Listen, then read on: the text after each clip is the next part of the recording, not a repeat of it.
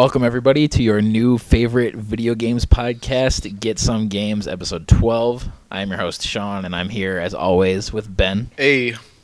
And with Weave. Yo. So, for those of you that don't know, Get Some Games is a weekly video games podcast where we talk about all the latest news in video games, give our opinions, and talk about anything and everything in the world of video games. So if you like that idea, please subscribe to us right here on YouTube and all podcast services. Please share us with your friends.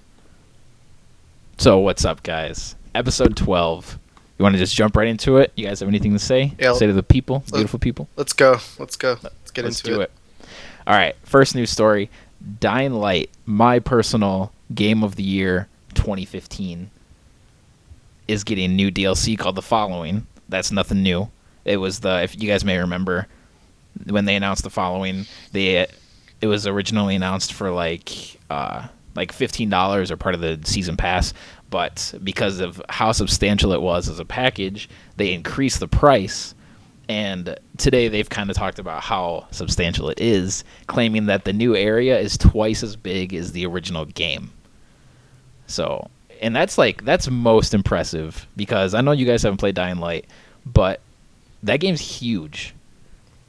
And we're getting now I'm pretty sure it's $20 now. We're getting, and it is part of the season pass still, which is $30. A quick tip though, Amazon is still selling the season pass for $20.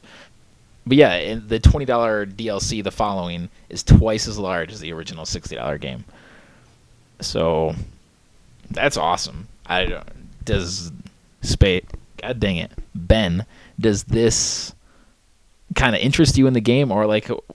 I know you have very strong opinions about DLC as a whole. So what do you think about this? What do you think about the new DLC being twice as large as the regular game? I think it's cool, actually. I mean, the game itself didn't interest me anyways. But Dying Light's that zombie game, right? Yeah, that Mirror's Edge and Dead Island had a baby game. Okay. No, that's pretty cool. It's coming so far after the first game, because it came out a year ago. So this is perfectly acceptable to me. How much are they charging? $20. I think that's more than fair. If it's twice as big, I mean, that doesn't mean it's twice the content, but that's still pretty cool. Yeah, they're purely talking surface area. They're not saying like there's twice as many quests or there's twice as many characters or whatever. It's purely talking about surface area. The game is twice the size, and I think it's awesome. I didn't buy the season pass. I've been done with Dying Light for a while. I put like 45 hours into it. I beat the story. I got it when it came out the last week of January last year, I'm pretty sure. And I was done with it probably at the beginning of March. Haven't played it since. But this has totally brought me back into it, brought the excitement back. The gameplay is awesome, so if you just give me more of that, which is definitely what they're doing, I'm really into it. I might just decide to buy the season pass now, because if The Following is $20, why not just spend the extra $10 to get the season pass, which gets you a whole bunch of new stuff.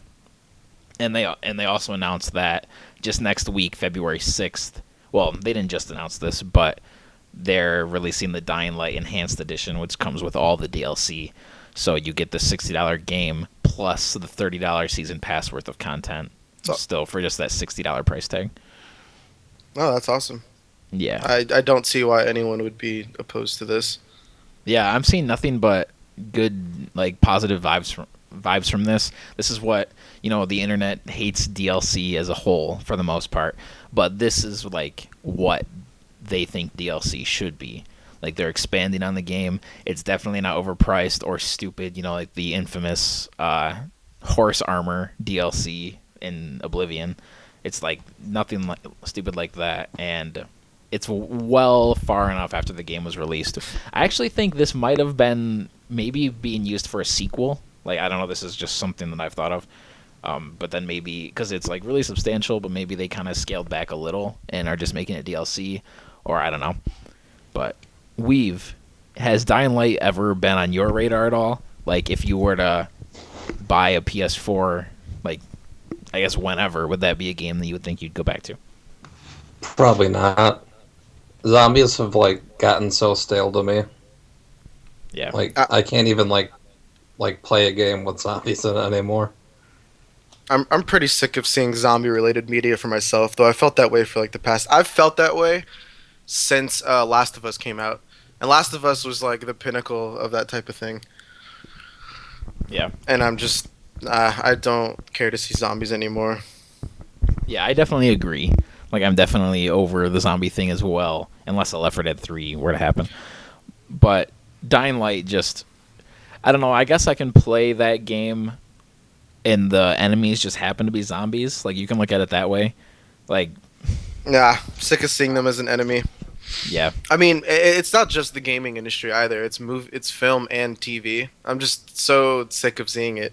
If people enjoy it, that's fine. And personally, I don't know. I don't like how we have to beat things into the ground. Oh, yeah. Yeah, zombies is definitely probably the most beaten dead horse in all of media. Yeah. I can't think of anything else that rivals zombies at all. I concur. All right, so moving on to our next piece of news. Song of the Deep is Insomniac's new project. They released a teaser video on YouTube yesterday. We're recording this on January 28th. That's a Thursday. So last night they released a teaser on YouTube, and today they fully announced what the game is. It's a Metroidvania 2D side-scroller type of game. Like I said, called Song of the Deep. The main antagonist is, I think they said an age, I'm not positive, but I think it's just a little girl, a 12-year-old little girl, I think is the age. Her name's Marin, and the story is she kind of. I should have done more research because now I'm blanking on what it was. But I know it's like her dad was lost at sea. It's like an underwater game, and she is just set out to find her father. So it looks really cool. You know, we're kind of still in this indie style game renaissance where every other game that comes out now is a 2D side scroller. You know, not in AAA huge title. But coming from Insomniac, they're super creative guys. They have a great track record. I know Weave and Ben, you both like them as well from Ratchet and Spyro. But yeah, the other interesting part of this news, though, is that GameStop is publishing their game. So they talked about how they went into, like, they've talked with GameStop about a year ago before they started this game, and it's coming out digitally on PS4, Xbox One, and PC, but it's being released retail exclusively to GameStop, and Insomniac owns the IP and everything. They're really into that. But I don't know. It's just an interesting. I guess I don't know where to go from this, like as far as discussion wise. But it's just really interesting that GameStop is publishing this game and how they got to GameStop publishing it instead of putting it out themselves or getting Sony or Microsoft to back it, like maybe Sunset Overdrive or Ratchet and Clank. Yeah. I mean, probably the most notable thing about it is that it's being published by GameStop. That's really interesting. I'm interested to see where that goes as far as the industry is concerned, but also as far as the actual game style, like aesthetically, it does look very unique and it looks fun. I mean, it's hard to get excited about this type of game anymore for me again, but it still looks good, and I might pick it up because it's Insomniac and I really love what they do. But I'm still waiting on the 3D platformer renaissance since we got the 2D one that we've had for like the past 10 years. Now I'm hoping Yooka-Laylee that comes back, but it looks good. I mean, there's not much to say about it. It's a 1-minute teaser trailer, but it does look very nice. Yeah, it looks cool. Like you said, the art style looks really cool. I like that we're continuing to push the boundaries of what a main video game antagonist can be. Like, you know, it's not just like with Insomniac, they've pretty much hit the whole spectrum now, from dragon to Lombax to military buff dude to like jokester punk guy to now a little girl. So Insomniac, they're doing great things over there. They know what they're doing. They still have Ratchet and Clank coming out very soon.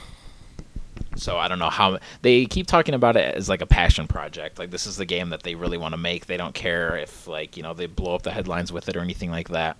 But So I'm curious to know like how much of their team has been working on this, or if it was, like I'm sure it was all hands on deck for Ratchet and Clank, but now that game's wrapping up, they've been working on this for a little while too. So it is due to release in Q2 of this year, 2016. So, all right, moving on. Ubisoft. I always got to correct myself because I always used to call it Ubisoft, but then I always hear Ubisoft, so to sound smart, I always say Ubisoft. But Ubisoft is ubiquitous software, so it's Ubisoft. Anyway, they announced their plans for the Division Season Pass and with both free and paid DLC. So, the Division is probably the biggest game coming out like in the near future. It's got big headlines after big headlines. All the betas are doing well. Ubisoft is like really pushing this game through marketing and everything like that. So today they've kind of expanded upon what their season pass is going to be. Expansion 1 is called Underground. The first major expansion opens up a new area to players as they explore the uncharted underworld of New York City with up to 4 friends for intense co-op action. And then expansion 2 is called Survival. And this expansion, players will have to survive as long as possible in a very hostile environment that will challenge even the most talented agents. That sounds awesome. And expansion 3 is called Last Stand, and it just says stay tuned for more information.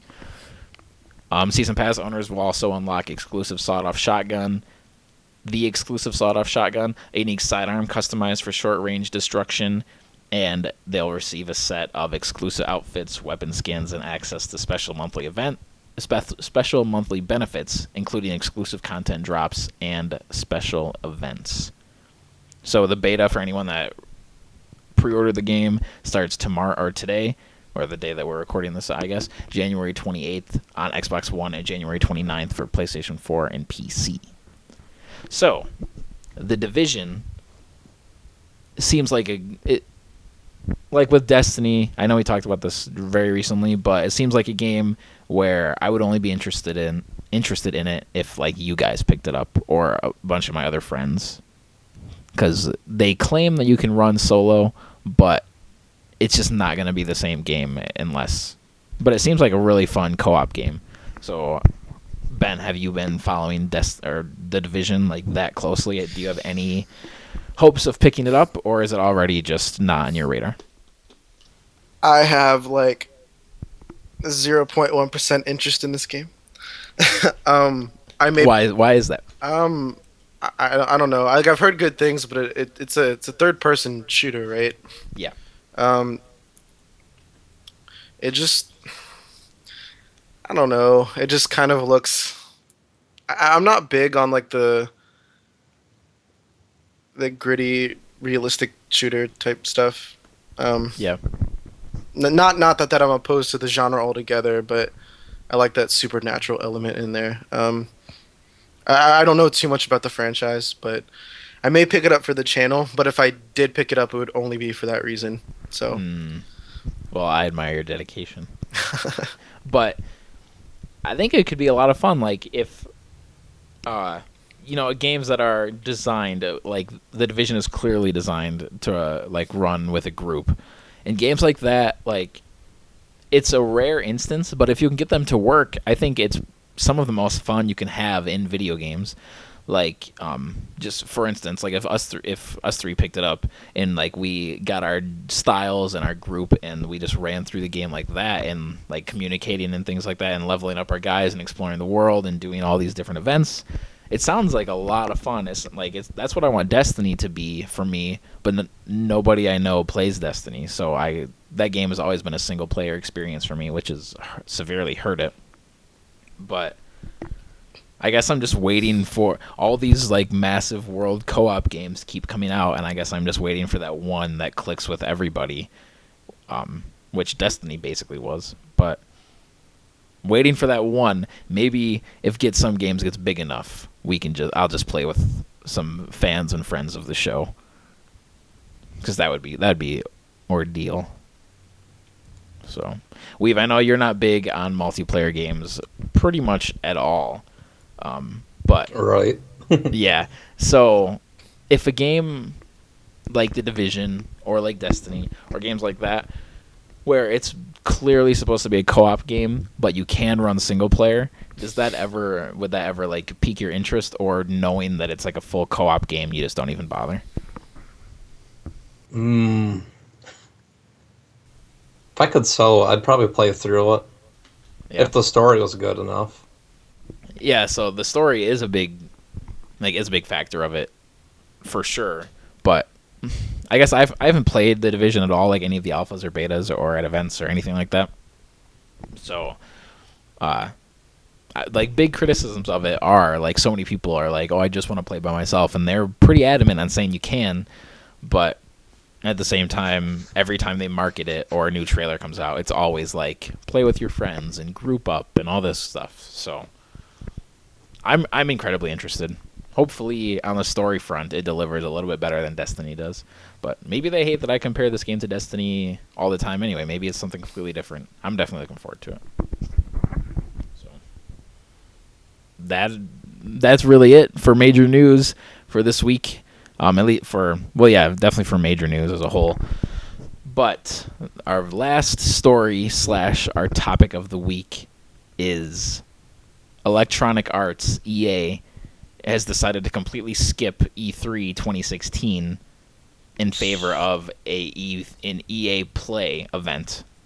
Now, as you guys know or have heard in past episodes, E3 is probably my favorite time of the year. Like, that video game wise, definitely. E3 day is one of my favorite days ever. So, EA has announced that they're skipping the main press conference day that kicks off E3, which is always on Monday, where it goes Microsoft, EA, Ubisoft, Sony, and then Nintendo, blah blah blah blah blah. But now, the day before on Sunday, they're having their EA Play event, where they're still going to have a traditional press conference, but then it's going to be an open to the public event where people can just come in and play all their new games and check out all this kind of stuff.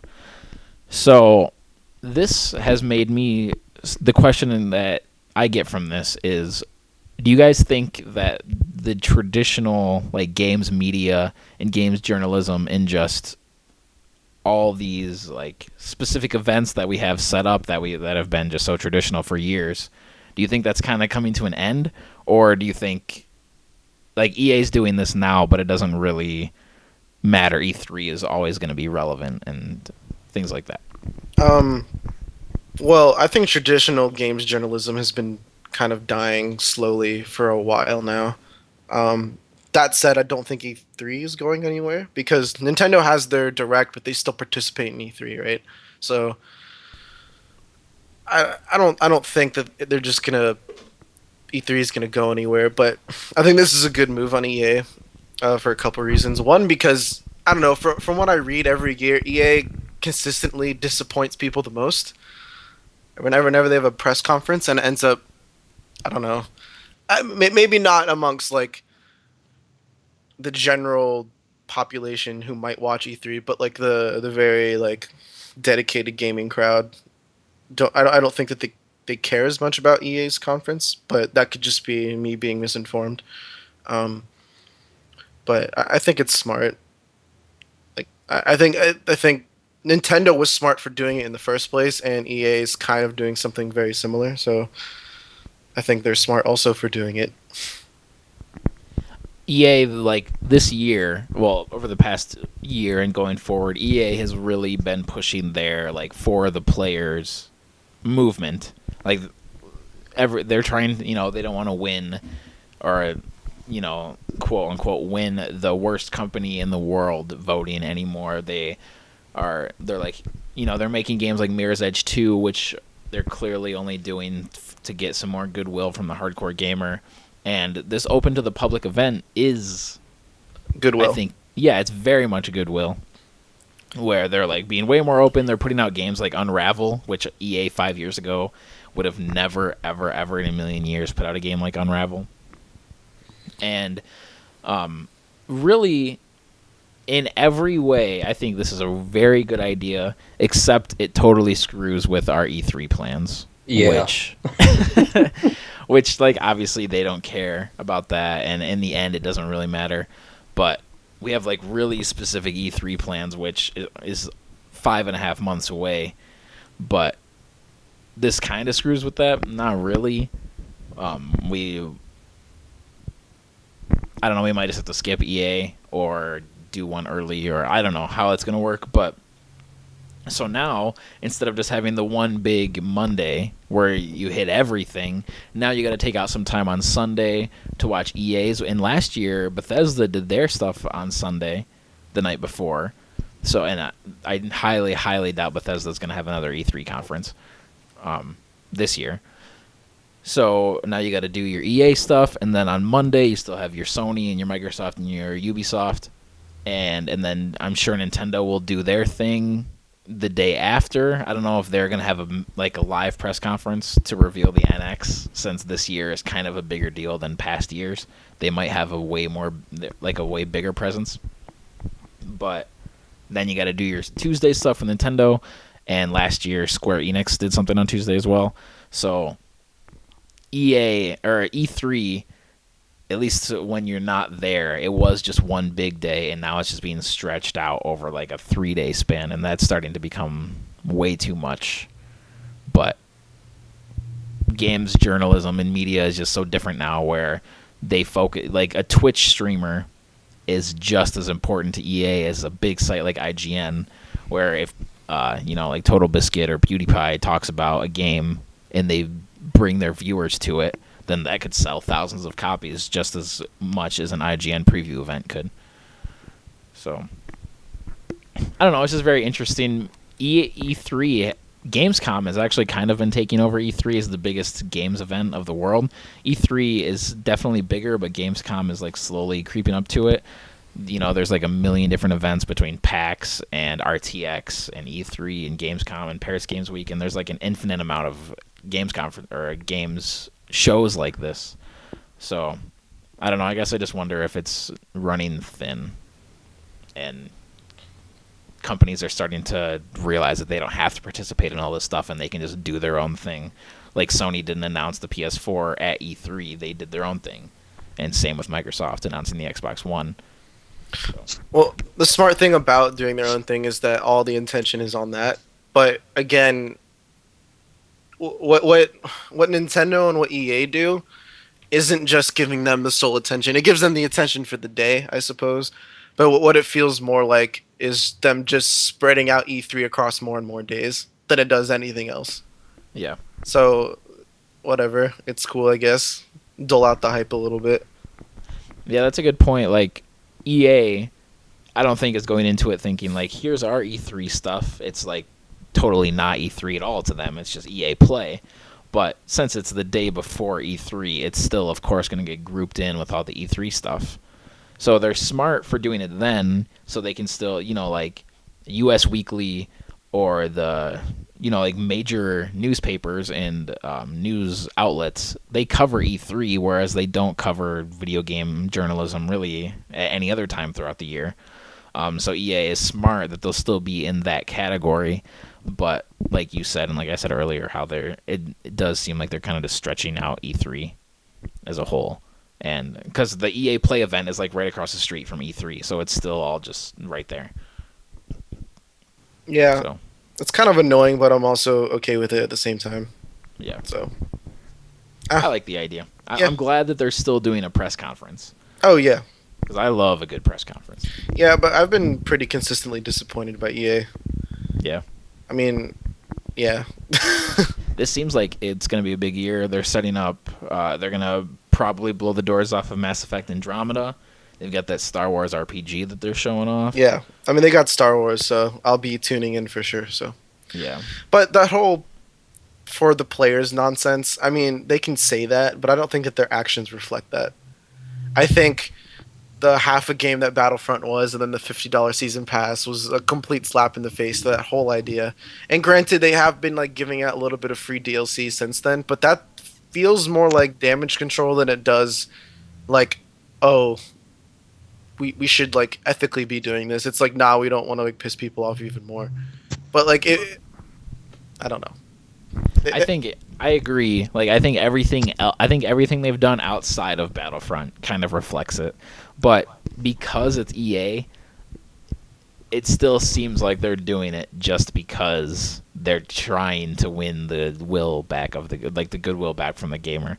So like, I mean, it sucks that they're in this position, but it's going to be a long time before they get opinions of them reversed. Like they have to do amazing thing after amazing thing after amazing thing, where in 5 years finally EA will be looked at as like some great, fantastic company that everybody loves, even though everybody already buys their games all the time. So it's because there's some big corporate company, it seems like everything they're doing is for money, and like they're trying to win the goodwill so then they can spend their money on their product, and it's just, I don't know, it's tough. I feel bad for them, but they're a big major corporation, so it's hard to feel that bad. I do feel bad. I mean, not in the sense because I don't like how they treat their consumers, but at the same time, I've heard that they treat their employees well. So I don't know. It's kind of hard to hate them. Well, no, that's not true. It's easy, but I've never had anything against EA. Like, obviously, things that happen, like the Battlefront thing, obviously that's some garbage, but they put out way too many games that I love for me to say that they're awful. Like people push the vote with your wallet mentality, and like I really support that idea. Like vote with your wallet. If you think EA sucks, if you thought Mass Effect 3 sucked, you better not buy Mass Effect Andromeda. But well, no, that logic is not people are sound. going to. Why not? Because you should if the product that comes out is not what you want or what you think should be there, then you don't buy that product. You don't not buy a future product because the last one sucked. Yeah. I mean, you shouldn't buy it until you get all the information. But I think what they mean is like people knew about the Battlefront DLC, when the game came out. So the idea is that don't pay for the $50 season pass if you have a problem with it. Don't just buy it so that you can get in on the content. So that would be like vote with your wallet.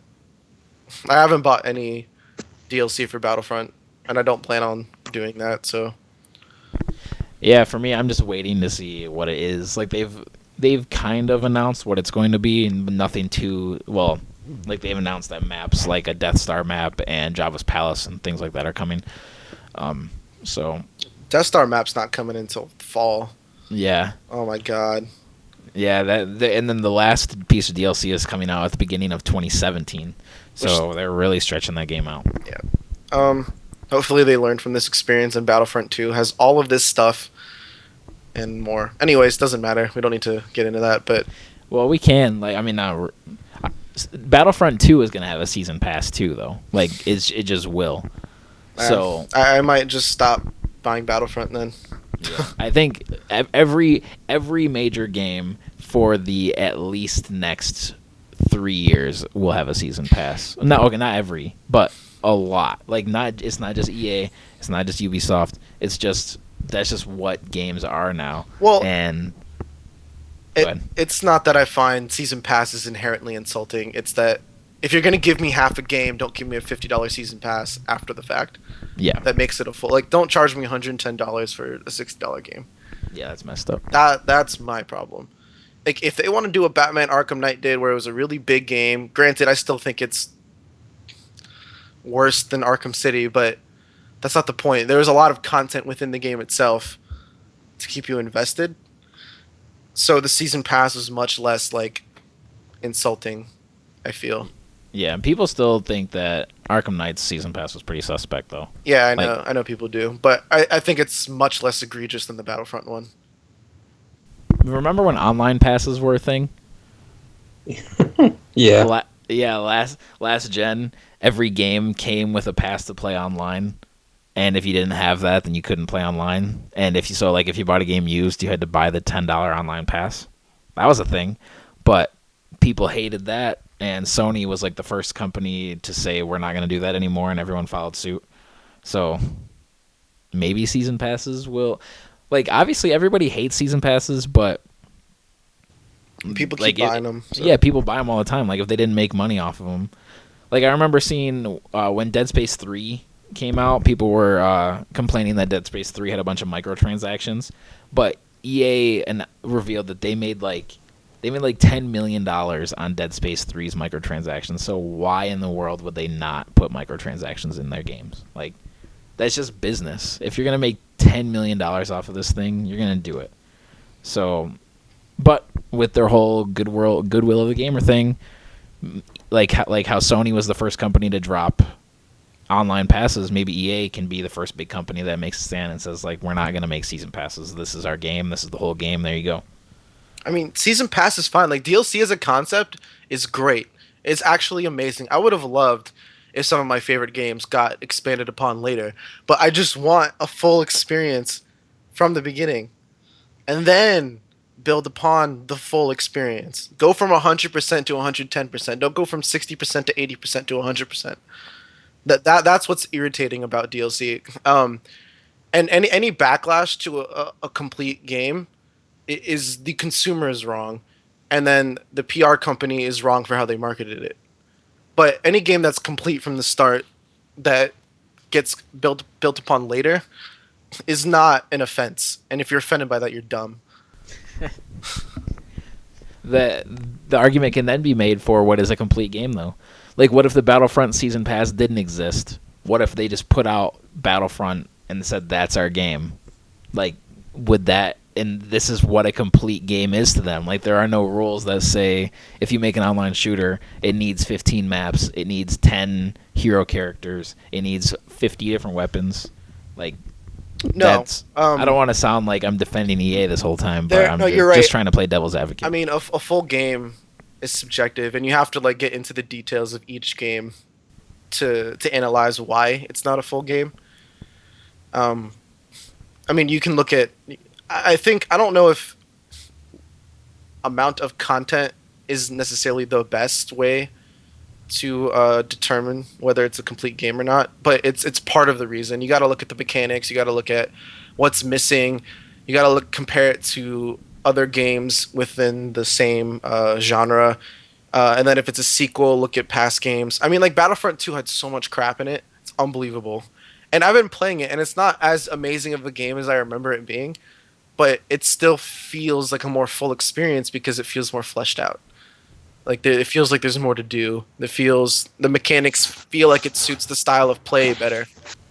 Well, yeah, like Battlefront 2 does have an insane amount of content. Like between all the online modes and Galactic Conquest and the campaign mode, and then just your like, I don't remember specifically what it's called, but like your play now mode where you can just like play a match. Yeah, instant action.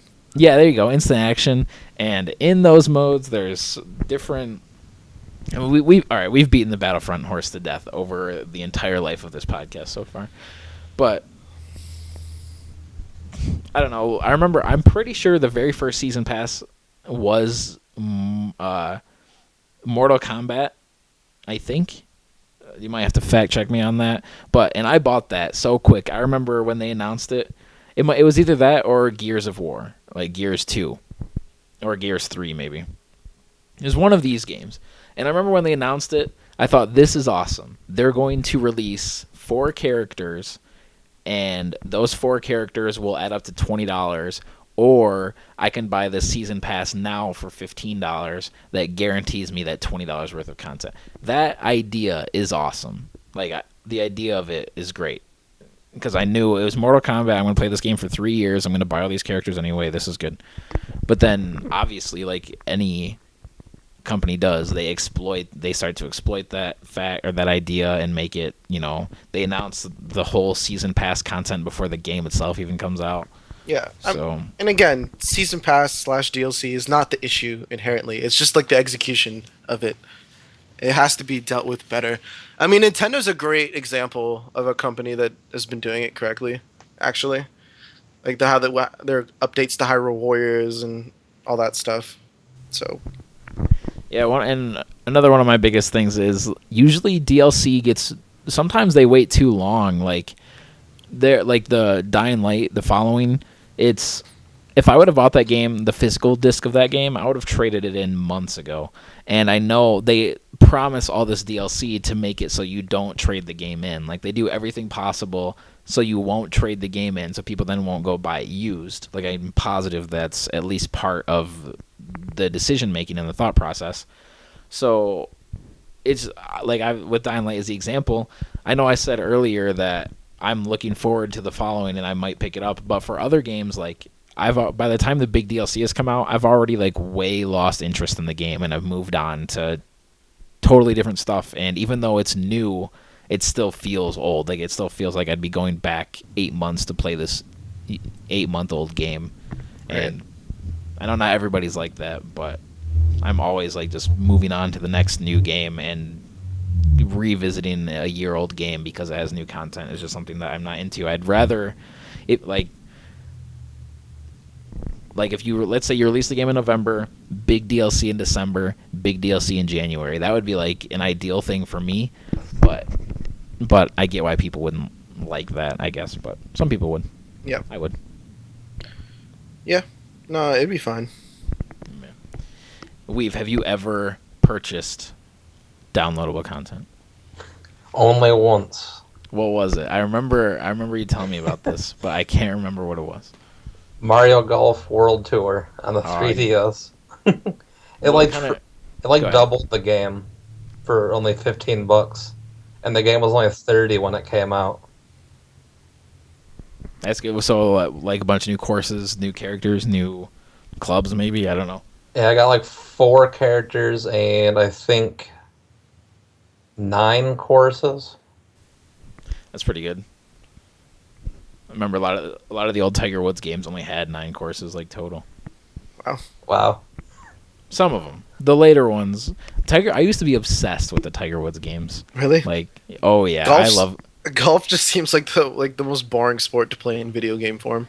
Yeah, you're right, it does, but the Tiger Woods games are awesome. Mario Golf is awesome. Yeah, Mario. Hot Shots Golf is awesome. I have 86 hours in Mario Golf on my 3DS. Yeah. Do you remember NFL Blitz? Oh, of course. That game was crazy. Yeah, that game is so fun. I only played it once, but it was really crazy. The original NFL Blitz game, like the arcade game and whatever consoles it was on, like PS1 and N64, you could like, after the play ended, you could like elbow drop the guy on the ground and like drop him and do all that stuff. And then they re-released, or like they remade the game NFL Blitz on the Xbox Live Arcade, and it's probably on PSN. But they took that out because the NFL, they're like trying to be as least violent as possible these days because of concussions and all that good stuff. And they took that part out, and that like really hurt the game. I know that's just a random thing, like, ooh, you can elbow drop the dude 2 seconds after the play ends, but they took that out, and I didn't like that. I mean, that's another problem with games trying to emulate reality too closely, because at some point you start to take out elements that make it fun. I mean, not always, but like if Drake in Uncharted had like a realistic jumping distance, imagine how much less fun that game would be. Yeah. I'm just saying, like, it's just at a point you gotta hold it back and chill out a little bit with the realism. But no, I understand that for sure. Yeah, like, it's still a video game. You can have... There's some jumps in Uncharted where, like, I think that this is ridiculous. Like, The NFL has... I mean, I think that the NFL changes... I don't know if this is contrary to how most football fans feel, but I think the changes they're making are good. I mean, the sport is very violent, and it's... I don't know. I don't think that the safety changes are bad. That said, I don't know why they needed it to change it for the video game. I think that's strange. Yeah, it's just like probably the same kind of thought process on the NFL's part. ESPN used to have this segment called Jacked Up, where on Monday Night Countdown they would, or Sunday Countdown, one of those two, they would. Oh yeah, it was Monday Night Countdown. They would do the top 5 biggest hits of the week, on Sunday the previous day. And it was like everyone's favorite segment. Everybody loved seeing everybody get jacked up, and it was fun. But the NFL doesn't want to be looked at as a violent sport anymore. Like, obviously, they've never publicly said this. This is just how it most likely happened. So ESPN had to drop the segment Jacked Up because it was promoting big hits and violence. And now they do Come On Man, which is just a stupid thing of people making boneheaded plays or whatever. But So I think that's the same thought process behind taking away the post-play violence in NFL Blitz. Do you remember the game Blitz the League? No. A game came out on PS2 and Xbox, like that generation, called Blitz the League, where it was like the the evolution of NFL Blitz. It wasn't an NFL game though. It was, like fake teams and fake players and stuff. And it was NFL Blitz but mature rated, where like if you, let's say you like really hit somebody and broke their bone, it would like go in slow motion and zoom in on their, like show an x-ray basically from Mortal Kombat and show their bone break or their tendon snap or something, and it would get really bloody and you could have full team fights, and it was like a hardcore football game, and that game was great, but mechanically it wasn't very good. Did you take steroids too? Oh yeah. Yeah, like if your player got hurt, you could he would go on the sidelines and they would like inject him with steroids or something, or HGH to make him heal really quickly and put him back in the game. That game, I bet the NFL was like just livid that game even existed. But it was fun. And then they made a second one that was even more brutal, but it still sucked. So I love sports games. International track and field's the best. International track and field. I wish so much we could do a let's play of that game.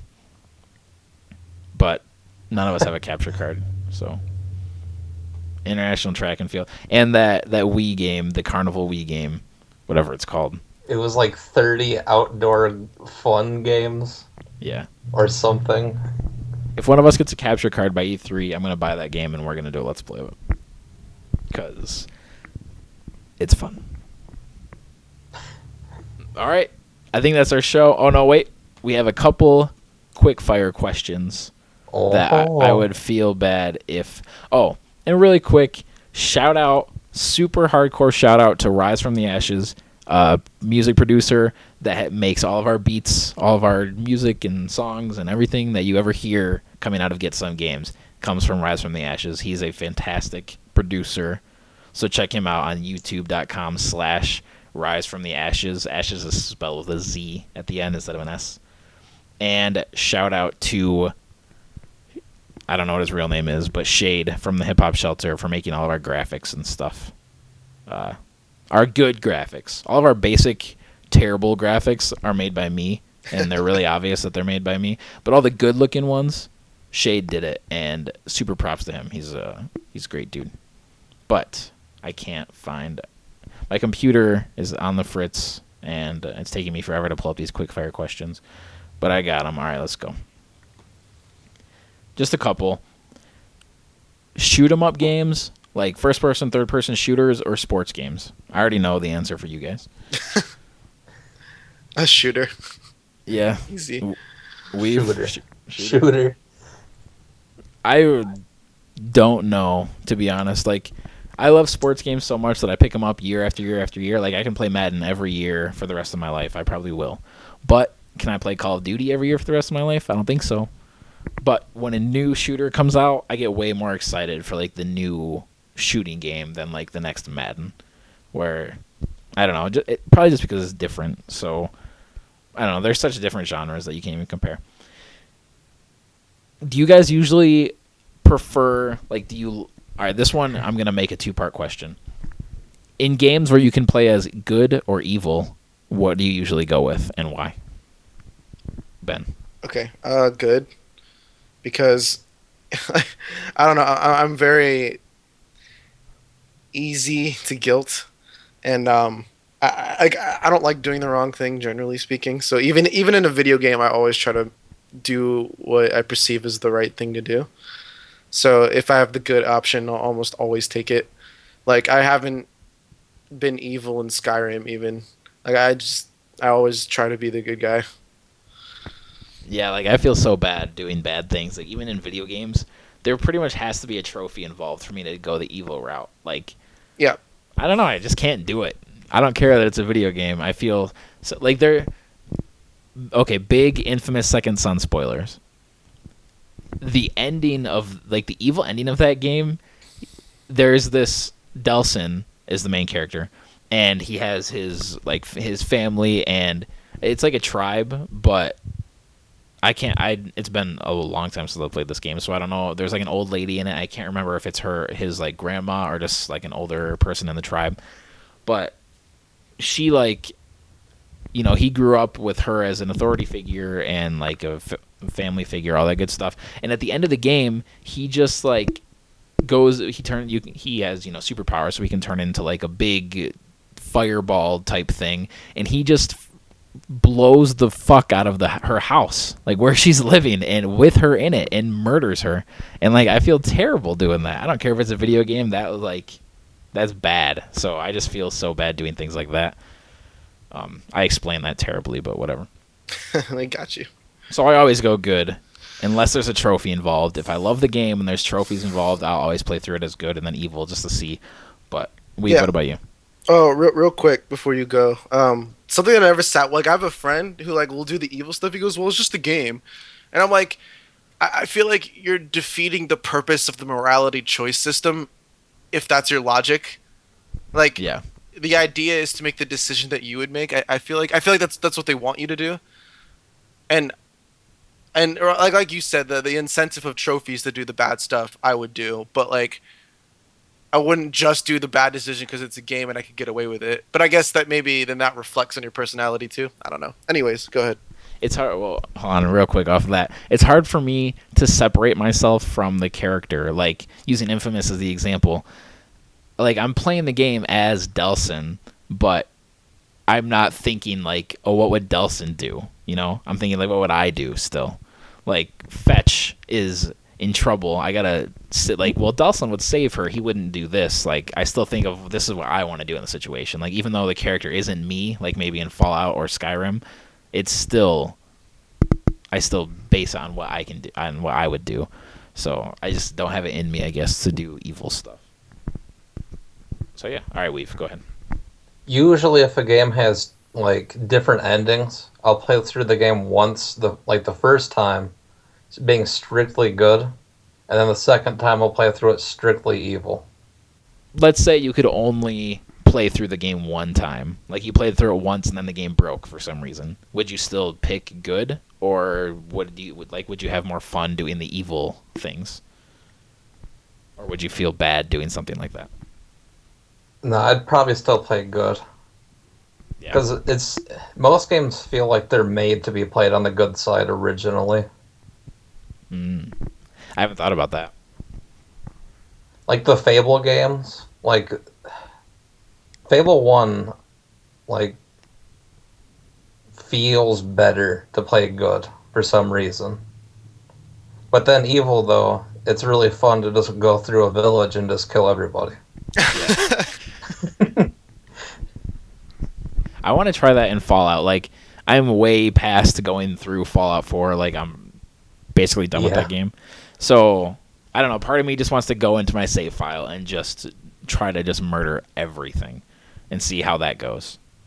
Just to see what... Because Bethesda has to take that into account. Like, somebody's going to do that. Like, what if you go into Diamond City and just start killing people and you somehow escape? Like, I don't know how that... Like, I know there's definitely characters that can't die.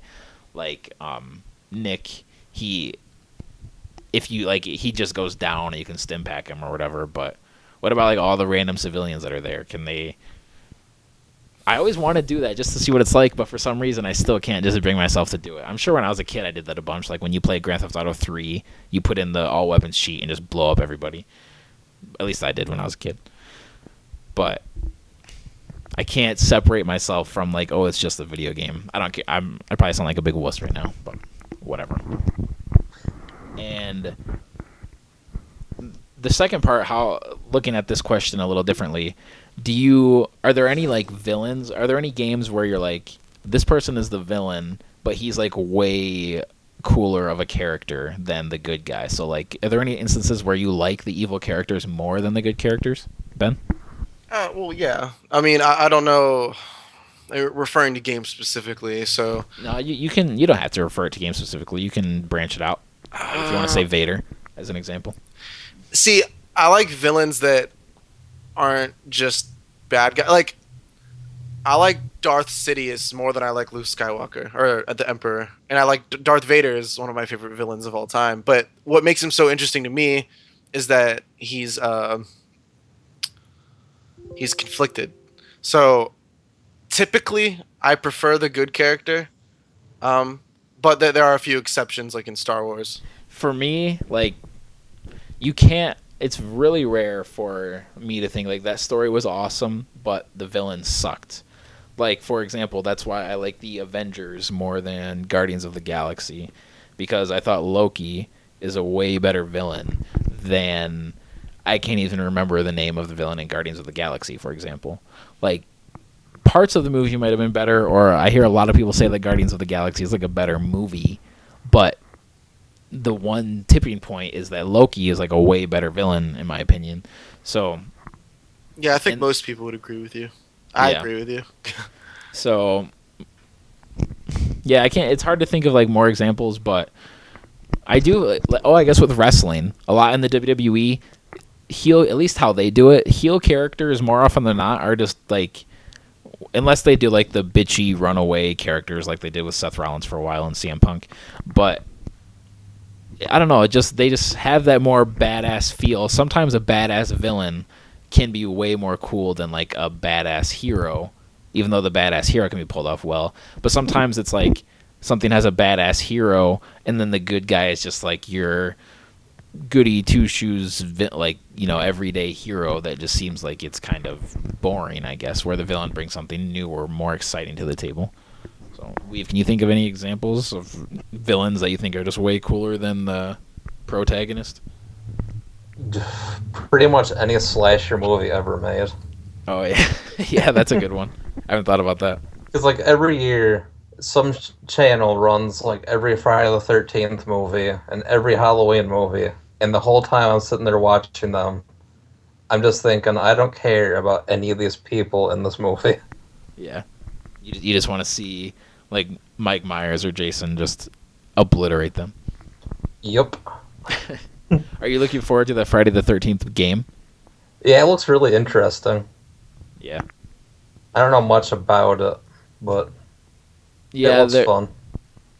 it I hope it has kind of that like hold on, stick with me. I've got a little work like runaround thing here. Something like Left 4 Dead versus Evolve, where like you can play Left 4 Dead like casually with your friends and just like go through it and it's fun, and because it's not that crazy hard, or you don't have to have that kind of like that much of a strategy. Whereas Evolve, you have to have like your pro trapper and your pro scouter and all that stuff, and you have to like really communicate and work as a team. So you can't really just chill with your friends and play that game as easily as something like Left 4 Dead. The Friday the 13th game, I feel like has more of that Left 4 Dead kind of feel, where like you can just play it like the villain is Jason and he's trying to get you, but you can just, it feels like a game where you can just like chill with your friends and play it and still have a good time. I really hope that game comes to PS4 because I think it has a ton of potential and it looks like a lot of fun. They make it sound like it's going to be really challenging too. Yeah. Like they say you can try to fight Jason, but you probably shouldn't. Yeah, because like you're just random teenage guy. I think, but like one of the characters, I think he kind of specializes in karate, so like he might fight a little better. It's but stereotypical. Yeah, but at the same time, Jason, like he's got a machete and he's a huge dude, so he can probably just still murder you. But it's like I'm pretty sure it's 7v1. So like if you maybe it'd be interesting. Just there's so many different variables. Like what if like all 7 of you just decide we're gonna just rush Jason and he might take out 5 of us, but we still might kill him and the game only lasts like 45 seconds. But then there's also instances where like you're in a group of 3 and you find a boat to get off the island, but there's only 2 seats on the boat. So like, what do you do? And that game looks incredible. We kind of just took a left turn to talk about this game right now, but I'm looking forward to it a lot. I really hope it comes to consoles. Adam Sessler's behind it, so like that draws a lot of marketing to it and a lot of attention to it. And the Kickstarter campaign was really successful.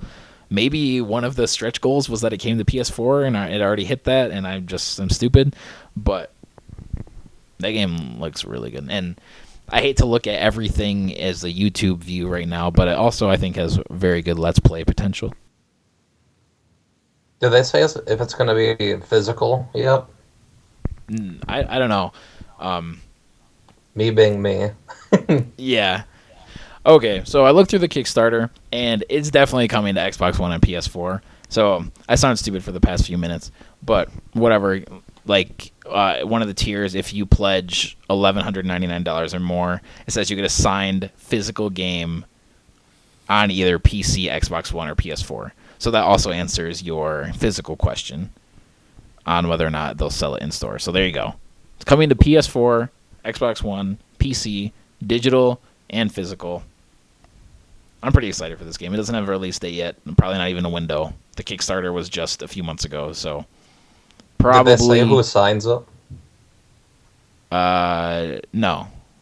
Oh. Well, maybe. Now I would have to re-find it, so I will casually don't worry about it. scroll. Yeah, I'll casually scroll through to see if it pops up. But it says signed physical game with Kickstarter exclusive cover art, signed by Sean Cunningham, Tom Savini, Kane Hodder, Harry Mandafrini.